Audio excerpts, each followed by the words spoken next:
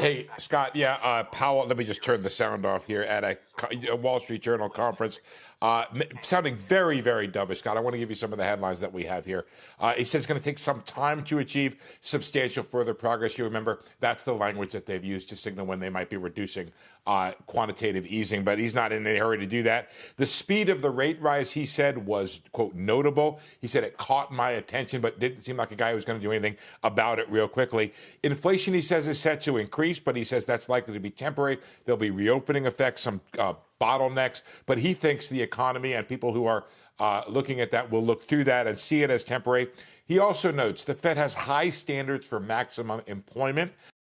Goes on to say that unlikely to hit maximum employment this year. Economic outlook has become more positive at the margin.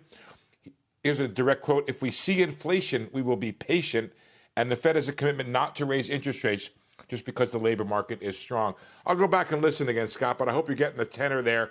He is in no hurry to do almost anything with Fed policy here. He's not all that worried about inflation, noted the rise in rates, didn't seem like he was going to do anything about it. I got the tenor. Clearly, I'm watching the market react, too. So, it's the old transitory thing, right? You didn't use that word, but that's basically what he thinks, right? Temporary, transitory for any sort of inflationary pressures that arise, Steve, from this, getting back to the rest of our lives.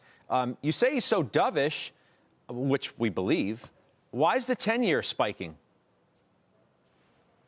I don't know if they were waiting for it to clear. They had a trade they wanted to make.